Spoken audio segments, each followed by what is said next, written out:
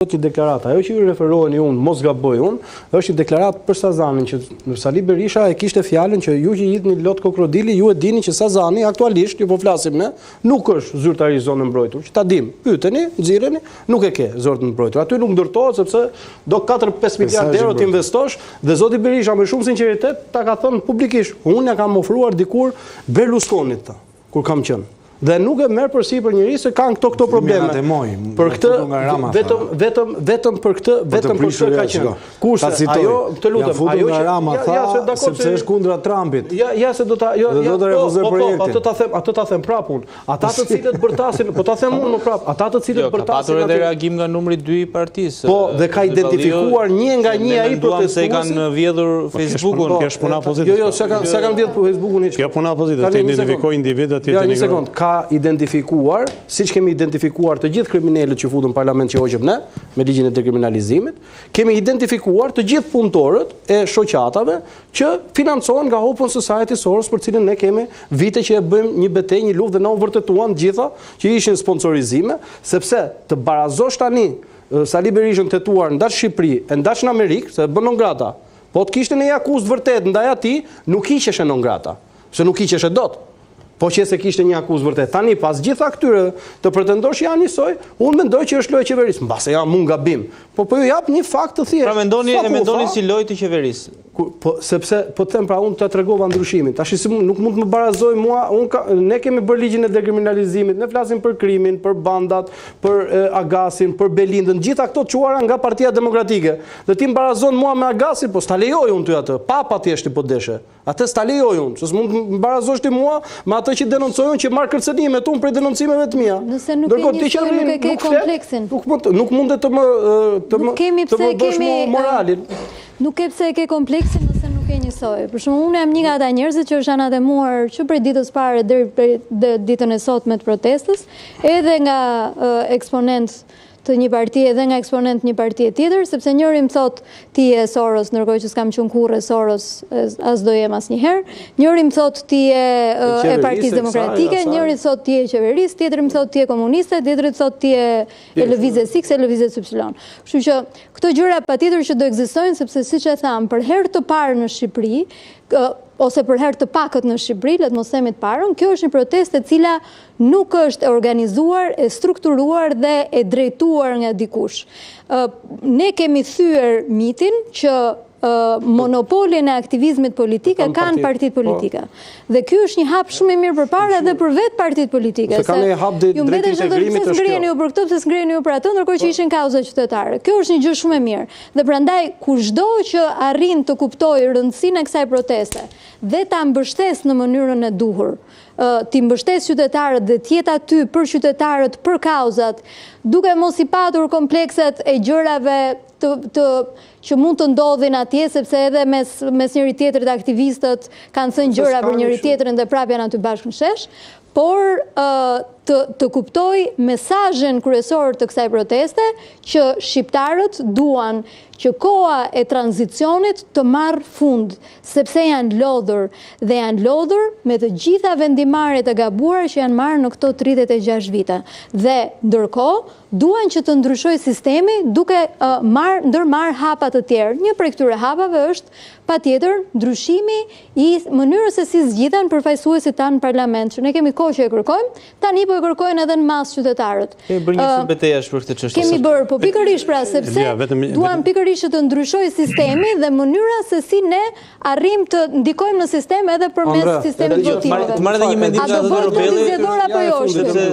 Vetëm në fundit për t'ju treguar vetëm. Njëri për këtyre thoshte në 93-shin Kleviz Balliu i ka vënë pistoletën në kokë një kolegu tuaj. 93 isha 4 vjeç. 10 vjeç. Tashi, domethënë ka çmendurira sa të doni. Në parim, unë e thash atë për të bërë diferencën që aty ka skuta edhe të Partisë Socialiste që po futen në forma të ndryshme dhe i bëjnë këto protesta nuk duhet, ne nuk kemi rënë prej kësaj, ne vazhdojmë ta mbështesim. Demokratë keni sa do të shkojtë ajo protestë, keni sa doni dhe duhet mbështetur. Po thelbi është ajo që tha e nderuara. Ja të marr një mendim nga Zoti Robelli. Si keni parë ju Zoti Robelli? Pikë pari, duhet të një gjë. Kjo protest është edhe shprehje pakënaqësisë ndaj opozitës. kundër është një protestë kundër paaftësisë së saj për të reformuar. Sepse po të ishte në rregull opozita, qytetarët do të bashkoheshin më herët dhe nuk do të kishte nevojë për një organizim kaq spontan. Pra, problemi është kredibiliteti. Për votat nuk i pëlqeu opozita? Më falë se jo një pyetje, kur qohen në Francë, në Gjermani, në Itali, qohen se nuk u pëlqen opozita? Apo në Amerikë, apo ku doni? Si funksionon? Mbase jam unë gabim. Po, vazhdojnë. Jo, po e vazhdojnë sepse kam përshtypjen që folët mjaft. Do më thënë, problemi është edhe te kredibiliteti i opozitës. Pjesa tjetër, se ky emision u hap edhe me idenë që a i ndihmojnë apo e pengojnë në integrimet evropiane në Shqipërinë këto protestë. Mendoj që në vetvete protesta shumë pozitive, sepse është paqësore, është spontanisht organizuar dhe është një kërkesë për llogaridhënie. Dhe pengesë bëhet vetëm kur opozita ose kur elemente të protestës tentojnë ta kidnapojnë me dhunë protestën. Siç dihet, Bashkimi Evropian e vlerëson demokracinë funksionale, lirinë e tubimit, lirinë e shprehjes, pluralizmin dhe kontrollin qytetar ndaj pushtetit. Protestat që i tematizojnë çështjet korrupsionit, transparencës, mjedisit, drejtësisë apo abuzimit me prona, siç ka ndodhur shpesh në Shqipëri dhe që i detyrojnë institucionet të japin shpjegime dhe të përmirësojnë standardet, janë padyshim shumë pozitive. Unë kam përshtypjen që qeveria nuk e ka kuptuar mesazhin e protestave. Përderisa nuk ka përgjigje ndaj kërkesave të kësaj lëvizje protestuese, pakënaqësia do të vazhdojë. Element të pushtetit mund të lavdrohen se ka rënë numri i protestuesve, por unë mendoj që në atë moment që qeveria do të bëjë veprime që shkojnë drejt refuzimit radikal të kërkesave të qytetarëve, prap numri i protestuesve do të rritet. Dhe në këtë kuptim, mendoj që qeveria duhet urgjentisht të reflektoj, nuk mund të luftohet kjo lëvizje protestuese me akuza se këtë të merë po ja shkakton Shqipërisë Irani, i cili është në luftë me SBA-t dhe ka prioritete të tjera, ose që ja shndrojnë agentët grek, ose siç e gjetën një gazetar të Reuters që kishte veturën me targat e Beogradit dhe tha një erdhën edhe serbët këtu të shkaktojnë të llovi në Shqipëri. Si shumë problematike shoh edhe mobilizimin e gjithë propagandës qeveritare që fajit ju lirë disa shqiptarëve nga Kosova dhe nga Maqedonia që vinë përkrahin protestën në Tiranë. Mund të them që ka pas ndërhyrje edhe nga Shqipëria në Kosovë dhe nuk ka pas një urrëtie. Mund të ketë mos pajtime, por s'ka pasur urrëtie në Kosovë ndaj qytetarëve të Shqipërisë, pse kryeministri i tyre po ndërhyn në çështjet e Kosovës. Ai ka shkruar statut për Asociacionin e Komunave Serbe që është goditje direkte e kushtetutës së Kosovës. Protesta, për të kthyer edhe një herë te protesta, mund të bëhet pengesë nëse e humb fokusin, nëse bën thirrje kundër rendit kushtetues apo nëse përdor gjuhë urrëtie. Si çdo lëvizje protestuese, edhe kjo e Shqipërisë gjendet para një sfide. Si ta shndroj mllefin e qytetarëve në alternativë të besueshme politike. Dhe këtu grupi protestuesve duhet të gjejnë një model të përfaqësimit të qytetarëve. Këtu jemi me zotin Hidaj, edhe zoti Hidaj ndan të njëjtin mendim. Po. Absolutisht, do më thonë duhet ketë figura politike që nuk ndjekin agenda personale. Është niveli 2. Faza 2. Agendat personale janë jashtëzakonisht problematike dhe këtu unë e shoh edhe rrezikun e dështimit të protestës, por jemi larg dështimit dhe nuk ka asnjë arsye që pushteti të triumfojë vetëm se ka rënë numri i protestuesve. Unë mendoj që në atë moment që qeveria ose grupet e interesit ose investitorët potencial nxjerrin ekskavatorët e tyre prapë në plazhin e Zvërnecit, mlefi i qytetarëve do të rritet. Dhe unë këtu e shoh edhe një problem shumë madh të klasës politike shqiptare, e cila duke jetuar në botën e vet, kryesisht e shkputur nga hallet e qytetarëve, e ka humbur pak edhe kontaktin me ndryshimet që kanë ndodhur brenda shoqërisë shqiptare. Në 20-30 vitet e fundit me mira studentë shqiptar kanë studiuar në botën e jashtme. Ata janë socializuar në një ambient tjetër perëndimor.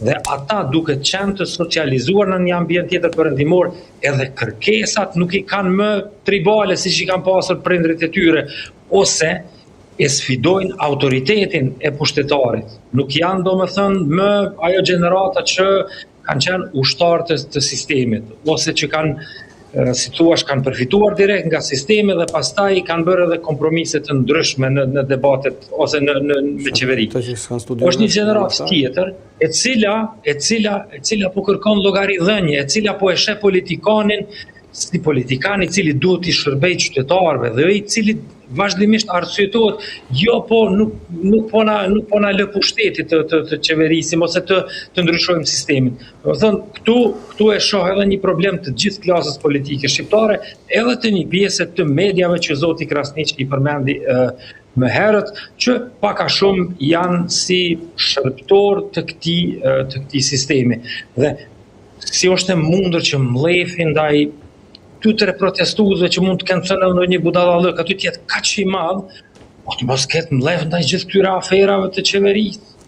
Ti ke gjysmën e qeverisë që ose është në burg ose me një këmbë në burg, një pjesë e tyre ose disa prej tyre kërkojnë mundësi për të ikur nga qeveria. Dhe këtu e shoh edhe një problem, hendekun e madh që është krijuar mes elitës politike, ta quajmë elitë, edhe qytetarëve. Kishte një replik për zotin Robelli apo u tekalua? Jo, tendenca vetëm me kësaj që se shikoj gjutë përdorur gjithandej. Politika ka bërë këtë, politika ka bërë atë. Dhe kur thon politika përfshihen gjithë, çdo njeri, edhe njëri që flet për politikë që është në parti, nuk janë konçiz për shembull. Jo, shpopullimin në Shqipëri se ka bërë Edi Rama. Ka bërë kjo qeveri, ka nikur 1.300.000 veta. 20 apo 30 milion euro kilometri e ka bërë Edi Rama. Ne kemi pas 5 milion euro kilometrin në kohën e Partisë Demokratike dhe popullsia u shtu. 7 qarqe sot nga 12 qarqe në Shqipëri janë me linçmëri negative. Në kohën e Partisë Demokratike ishin me 12. Ishin të 12 qarqet me linçmëri pozitive, pra më shumë lindje se sa vdekje. Në kohën e PD-s, të kriminalët futeshin në burg, për shembull Lut Berisha, Aldo Bare, gjithta. Këta i morën i futën në parlament. Pra ka ndryshime thelbësore, nuk mund t'i krahasosh. Dhe unë prandaj them. Pra janë pa krahasueshme, mendon këtu ka me hedhësh poshtë në një nga këto, ka vini kuqe zoti Balliu me edhe me argumentet tuaja. Unë them që tendenca për të thënë politika, unë mendoj duhet të jemi konkret. Shpeshherë unë atakohem se them që pse më thon edhe koleg apo miq të mi, dashamirës të mi, më thonë që pse i thuti me emër? The me emër, unë s'mund të them gazetarët e shitur. Jo zotrin, nëse ti e ke për ABC Newsin, përmend ABC Newsin, se s'mund të jenë gjitha media. Se po të themi gjitha media, hajde ta mbyllim emisionin se i bie edhe kjo këtu. Pra, duhet të jemi konciz me gjërat. Që kjo media ka bërë këtë, dhe të jemi të saktë. Që edhe njerëzit të na... Zoti Robelli, besoj se u sqarua keq kuptimi.